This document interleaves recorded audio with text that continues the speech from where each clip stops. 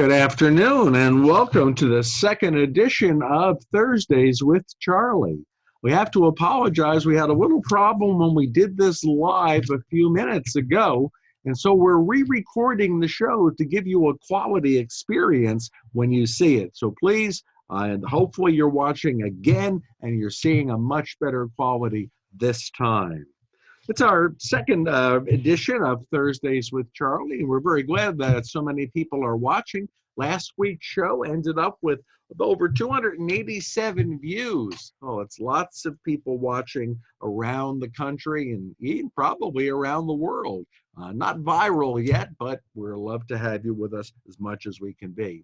I want to answer a couple of questions that came in for last week's show. First of all, this jacket is blue. And so it's red, white, and blue, nice and patriotic, the white stars on the blue jacket. This is an opposuit. It's one of my favorite clothing creations. You can see them online, and I was able to get an opposuit jacket, so it's one of my proud possessions to wear for patriotism. The other question that we got last week was, where's your penguin? I'm surprised that people remembered that. They remember that maybe once or twice I used the penguin in the sermon, but I'm very glad you did. And so I can show you. My penguin is right here. He's a real penguin. It's really soft too. And it was really nice to have it. So I thought it'd be a good day to tell you the story of how I got a real penguin. The year was 1957. 1957, so many years ago. I was a 9-year-old boy in New Jersey, and it was International Geophysical Year, IGY. They've only had one, and it ran from July of 1957 to December 31st, 1958. So it was actually a year and a half long. And about 70 nations around the world gathered to do scientific exploration together during this International Geophysical Year. Kind of interesting with the coronavirus coming out of China with us right now. China was not one of the nations. The Republic of China did not participate in 1957. Taiwan did, and so we're very glad to mention that. The 70 nations did all sorts of exploration. The Sputnik program in the USSR, the Russian space exploration, was part of IGY. And one of the things they did is they were checking latitudes and longitudes and temperatures and gravitational forces and all sorts of things. They checked a continent that very little was known about, and that was Antarctica, way down the South Pole, McMurdo Sound. Now, the IGY, International Geophysical Year, did a lot of work in Antarctica. And it so happened in 1957, my father worked for MSTS, Military Sea Transport Service, out of the Brooklyn Navy Yard in New York. And when the ship was going, one of the ships from there to Antarctica as part of this IGY, International Geophysical Year, my father arranged with the ship's captain, without me knowing it, to see if they could bring back a penguin. Now, as it turned out, they decided to bring back 2 penguins. When they got to Antarctica, there were lots of penguins, emperor penguins all over. In fact, my penguin is a young emperor penguin. They decided to bring back 2 live emperor penguins, one for the ship captain's daughter and one for me. And the plan was to bring them back alive, and we would be the only kids in the United States who would have pet penguins. Now, unfortunately, on the ride home on the ship, they didn't know how to handle penguins, what to feed them. They were young, and both penguins died. Unfortunately, I would have loved to have had a live penguin as a pet. But they decided to have them taxidermied so we could have them and remember the trip. And I was so thrilled when I got the penguin and had it for my own. And I was able to bring it to school for all sorts of show and tell. I even used it here in the parish for a couple of sermons. And once when the Chamber of Commerce had me be a speaker at the Community Achievement Awards, I said, well, since it's a formal dinner, I would gladly come if I could bring my penguin. And they thought I was kidding, but I really brought my penguin, and he sat proudly in front of the speaker's platform that night. And so I will never forget International Geophysical Year, 1957 into 58. If you get a chance and want to check it online, they did some wonderful experiments and explorations that year. And so it's a memorable year, and it's kind of sad to say that it was never repeated. There has not been another International Geophysical Year since 1957-58. Thinking of animals, if I look around my house, I can almost honestly say that I could find lots of owls. You saw last Sunday that I was able to find some ducks for the Mass. I have a penguin. I could probably find any animal that I wanted to use as a sermon prop just by walking through my house. There are hundreds. I am not making that up. One thing I should mention, there's a lot of talk about this coronavirus. One of the things that I heard was that this virus does not do well with ultraviolet rays, UV rays, and it does not like heat. We are going to be in a good way here in the Southwest, in Southern Nevada, and Arizona, and California, in this area. We're going to have a lot of UV rays and a lot of heat in the coming weeks. So we should be able to defeat this virus summarily here. I should give you an update on our new building, the Garces Center.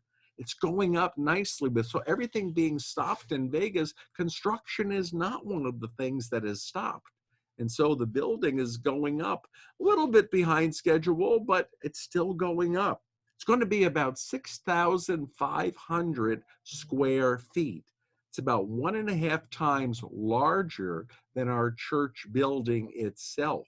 I couldn't really visualize that, but this week I put on a hard hat, went with our architect, Todd Vitalago, with Deacon Dan, who's kind of overseeing the project for us, and we walked the perimeter of the foundation. And I got to stand where the kitchen will be. I got to stand where the giant meeting room that can hold several hundred people would be, where the conference rooms would be, and all of it. It's going to have a ramp to the entrance, so the whole thing will be handicapped accessible.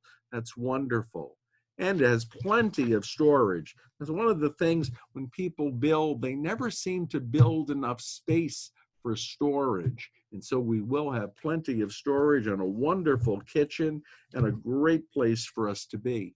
It's named after Father Francisco Garces, who on March 3rd, 1776, crossed the Colorado River, which many people claim he named, into what is now Nevada, becoming the first Catholic priest, the first European to ever set foot in Nevada. And so that's one of the reasons why I like to claim for our little parish here, since we're in Nevada, we are the birthplace and the heart of the Catholic faith in Nevada. I should also mention that Father Garces wrote every day in his diary, which is where I got a lot of information about him. I'm reading a translation of that diary. And if you think about it, if he was the first European to ever set foot in what is now Nevada, and he wrote in his diary every day, well, his diary is probably the first thing to ever be written in a European language in what is now Nevada. So that's another cause for our praise and for a little bit of fame there. I have to tell you, too, that our owl, Pascal, is still around. He hangs around periodically, here some days, not here other days. But he even has a connection with our new building. One of our snowbirds who remembers me talking about Pascal, the owl, and talking about them on our video mass as part of our virtual congregation, decided to send a donation for the building. And so we have a $700 donation for the Garza Center sent in honor of Pascal the owl. I think that's so cool. Of course, if anybody wants to repeat that, I'm certainly not going to say no. I will be grateful to accept honorary gifts in honor of Pascal the owl. Now, you might have noticed, and you've certainly heard on the news, that a lot of the restrictions are starting to ease up a little bit. We're starting to get this virus under some form of control, at least mentally, for us to deal with it. And restaurants are opening in California, in Nevada and Arizona for sure. And so this week, I have not been out for dinner in 2 months. It's hard for a guy who doesn't cook. Oh, yes, I'm lucky. People send in all sorts of wonderful things. I have my brother living with me, and he loves to cook. So I am not starving by any means, but I still want to go out to a restaurant. Fortunately, I was able to get out this week with Steve and Sharon Fortier on Tuesday night. We went over to Chili's over in Bullhead City. I wanted to see what the new normal would look like in a restaurant. So we got in, all of the staff had masks and gloves on. The tables, every other table was marked off with blue tape, and so it was not in use. So it was very spacious and very airy. When you sat down at the table, there was nothing on the table. You were given a menu, which they said had been disinfected. I believe they were brand new menus that were nice and crisp and plastic. And then they gave you a little bag which had your knife and your fork and your spoon inside it, and and a straw as well. It took your order. They maintained a safe social distance. It was bright. It was nice. It was certainly well ventilated. Everything was beautiful, and it was so great to be out in a restaurant again and enjoy that. And even though the company was further away, it gave you a nice feeling of not being crowded and certainly not being rushed. And it was a really good experience. Going out, the ending of the lockdown is certainly a good thing, and we're enjoying that. Our town sponsored this week testing for the coronavirus. And so I was able to go and get tested. Went down to the Aquarius. The Chamber of Commerce kind of organized it. They gave us a little tube, and we took out the tube, and you take the Q-tip. And I was concerned with how far up your nose you had to put that Q-tip. They told me only half an inch. Well, I can do half an inch up my nose with a Q-tip, and wasn't too bad. So it was good. So I have officially been tested for the coronavirus. Now, one of the things I'm sure you're hearing about on the news and following kind of closely is the reopening of churches. I was kind of upset to hear that we were considered to be non-essential. I think we are essential. And I think we've learned during this just how essential we are, because we found all sorts of creative ways to make ourselves available and to be with our people, even though we have to be socially distant from them. Our virtual congregations are wonderful, and our online masses are being watched. Each mass kind of inches up toward 1,000 views by the end of each week. I think that's wonderful, and we thank you for being part of our virtual congregation. I know last week when I had the giant duck on the show, people were watching, and I got all sorts of comments from people, either texted to me or written to me or phoned in to me. Things like, "You quack me up," or "You must get up at the quack of dawn," or "I'm going to send you a bill for that bill that you showed." Well, since we went through the duck humor, I'd like to just share one little bit of humor of the same quality that I found that has to do with another animal. And so for all of you, why wouldn't the oysters share their pearls? Why wouldn't the oysters share their pearls? And the answer is simple: because they're shellfish. Get it? Shellfish. I like that one. I'll use more things like that, I am sure. Well, in the opening of the churches, there's going to be a lot of things as we adjust to what the new normal will be. It's going to be gradual. It's not going to happen all at once. No place is planning for that. But it will be gradual, and it will be clean, and it will be safe. I've been able to look at some of the documents coming out of other dioceses, the Archdiocese of Newark, the one from which I came, the Diocese of Phoenix over in Arizona, the Diocese of Milwaukee and of Indianapolis in Indiana. And I looked at what they were saying. There's some things that have kind of been consistent across what they're saying in the documents. We're going to have to do a lot of disinfecting of the churches. We even went out over here, we bought a disinfectant fogger so that between every Mass, something has to be done to make sure the church is safe and clean. They're all saying that the Masses have to be short because we don't want to keep people in an enclosed space for a long time together. So that should be a good sign for short homilies. They've also brought up the fact that maybe we should have only instrumental music because singing projects your voice. You're projecting from your mouth. You could be spreading the very thing that you don't want to spread around. Pretty much they're agreed that capacity limits will be about 20% of what you would normally have in the church. And so that's going to be a significant cutback. And so there were suggestions in the documents of how to achieve this number. One of them was that you would have your people go to a site like Eventbrite, and you'd have to sign up for a ticket. It would be free, but sign up in advance. And when the number of tickets that equal 20% of capacity were out, you could get no longer get a ticket. And you would be admitted to church only if you had that ticket. Another suggestion was that we do it alphabetically, that the pastor actually assign people by their last name. And so if you were A, B, C, or D last name, you would go to the 8 o'clock Mass. E, F, G, H, and I, you would go to the 10 o'clock Mass. I could see all sorts of problems happening with that one. Another one was that you call the church office on Wednesday, Thursday, and Friday, and you make a reservation for the Mass you want to attend until that number fills up to 20% of capacity. I don't know that I like any of those ideas, and we'll have to come up with something to see how it works, but we will.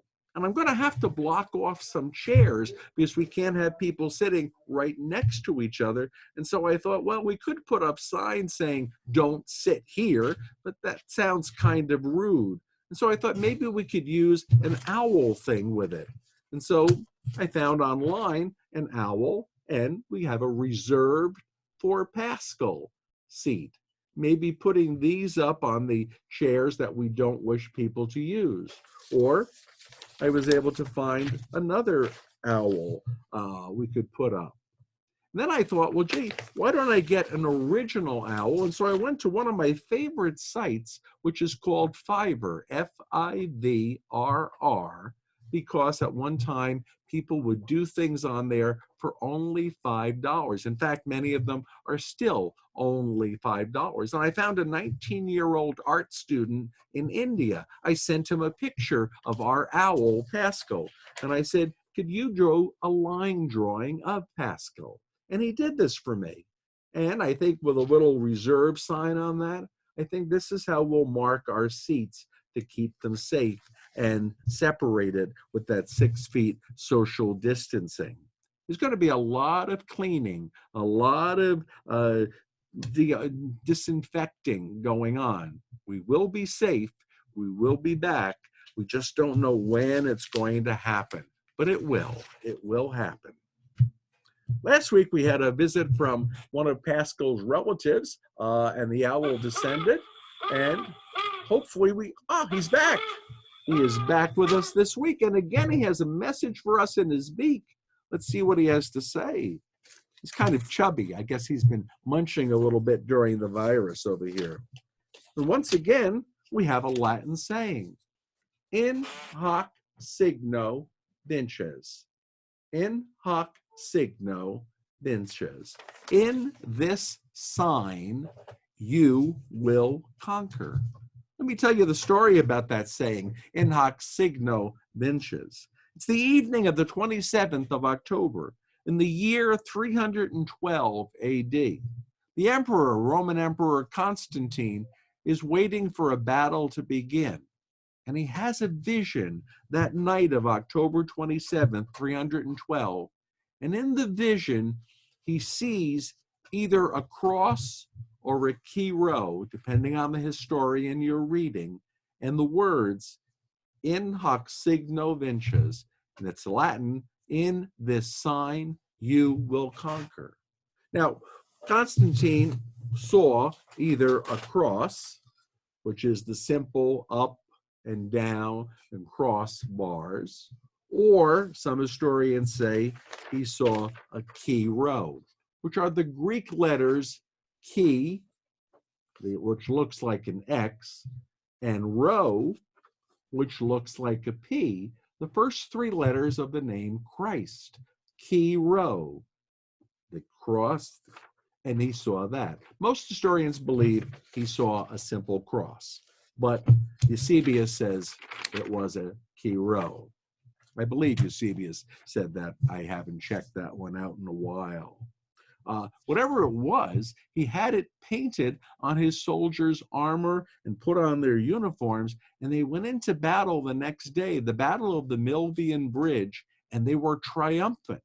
And Constantine was so impressed that the cross, the chi rho, gave him victory in battle, that in February of the following year, February 313 AD, he issued the famous Edict of Milan. And according to that edict, persecution of Christians in the Roman Empire officially ceased, February 313 AD. Now, that was significant because as of that time, Christians could go out, Christians could gather with one another, Christians could worship together in groups. They could do all sorts of things that they'd been kept in hiding for so long. I think there's a similarity in our own situation. You know, we're soon going to get ready that we can go out, we can gather once again, we can be publicly Christians out there in our worship. So maybe it's not a bad Latin saying for us to think of now. Then I thought of how many other times we've seen that saying. It's the motto of the country of Portugal, in hoc signo vinces. It's, if you're a smoker, and I hope that smoking is decreasing, I believe it is, but if you're a smoker and you ever smoked a cigarette named Pall Mall, on Pall Mall's packages for many years, they had that Latin phrase, in hoc signo vinces. It's the motto of the Royal Australian Army Chaplains Corps. Of course, it's the motto of Holy Cross College in Massachusetts, and many, many groups use it. I think it's a good motto for us to keep for ourselves. In this sign, you will conquer. We make the sign of the cross over ourselves so frequently, the beginning and the end of our prayers, frequently the beginning and end of our day, in the name of the Father and of the Son and of the Holy Spirit. Maybe it's good for us to think right now, in this sign, you will conquer. God bless, and thanks for watching.